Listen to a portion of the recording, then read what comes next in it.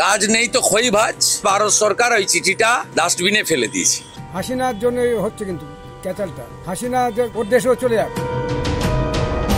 সারা দেশে ছাত্র জনতার গণ অভ্যুত্থানে ক্ষমতাচ্যুত সাবেক প্রধানমন্ত্রী শেখ হাসিনাকে দেশে ফেরাতে চিঠি দিয়েছে পররাষ্ট্র মন্ত্রণালয়। সোমবার 23 ডিসেম্বর দেশটির পররাষ্ট্র মন্ত্রণালয়ের মুখপাত্র রণবীর জয়সওয়াল এই তথ্য নিশ্চিত করেছেন। তবে শেখ হাসিনাকে দেশে ফেরানোর চিঠি নিয়ে বিস্ফোরক মন্তব্য করেছেন ভারতের শুভেন্দু অধিকারী। কিন্তু প্রশ্ন হলো, এমন মন্তব্য তিনি কেন করেছেন? এতে বলা হয়েছে, নোবেলজয়ী ডক্টর মোহাম্মদ ইউনূসের নেতৃত্বাধীন বাংলাদেশের অন্তর্বর্তী সরকারের কাছে ক্ষমতাচ্যুত প্রধানমন্ত্রী শেখ হাসিনাকে ঢাকায় প্রত্যর্পণের বিষয়ে একটি আনুষ্ঠানিক চিঠি পেয়েছে ভারত। এখন প্রশ্ন হলো, শুধু চিঠি পেয়েছে এটাই নিশ্চিত করা হচ্ছে, তবে কখন কিভাবে শেখ হাসিনাকে বাংলাদেশে ফেরত দেওয়া হবে সে নিয়ে আনুষ্ঠানিক কোনো মন্তব্য করছে না ভারত সরকার।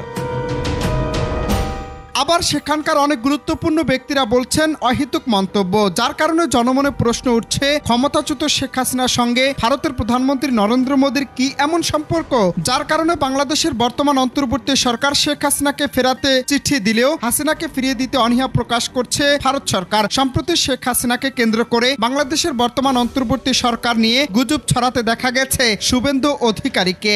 কাজ নেই তো খই ভাজ। আমার মনে হয় ভারত সরকার ওই চিঠিটা ডাস্টবিনে ফেলে দিয়েছে। কারণ ভারতবর্ষের ইতিহাস জানে না এই নাবালক উপদেষ্টারা, এই সুদখোর মোল্লা ইউনুস এ জানে না ইতিহাস। ভারতবর্ষ শেখ মুজিবকে শেল্টার দিয়েছে। ভারতবর্ষ এর আগে মুজিব সাহেবের পুরো পরিবারকে শেল্টার দিয়েছে। ভারতবর্ষ এরা তো পাতি, চীনের মতো শক্তিশালী দেশ, তার রক্তচক্ষুকে ভারতবর্ষ ভয় করেনি। গুরুদেব দলাই লামাকে ভারতবর্ষ শেল্টার দিয়েছে। চীনের চোখ রাঙানি করেনি। এ তো আমি বললাম না, রাফেল তো দূরের কথা, রাফেলের আওয়াজে পালাবে। এদেরকে কেউ কাউন্টই করে না, মশা মাছি। হেঁটে গেলে মারিয়ে নিয়ে চলে যাব আমরা।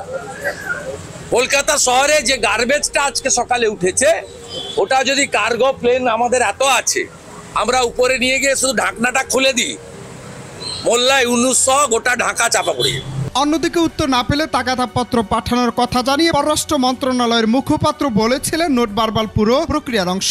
প্রত্যর্পণ চুক্তির অনুযায়ী চিঠির উত্তরের জন্য নির্দিষ্ট কোনো সময় নেই, কিন্তু সেখানে মূল বিষয় দুদেশের সম্পর্কে টানাপোড়েন শুধুমাত্র ক্ষমতাচ্যুত শেখ হাসিনার জন্যই। ভারতের নাগরিকরাও সেটা স্বীকার করেছেন।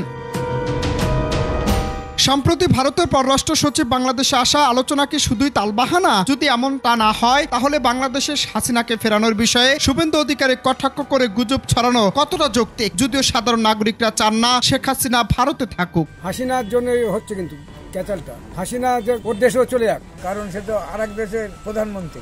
তাকে তো এই দেশে রাখা তো ঠিক নাই, তাকে অন্য জায়গায় রাখা উচিত, কিন্তু ভারতে রাখা উচিত নাই। আমরা চাই যে সে যেখানকার সেখানে যাক।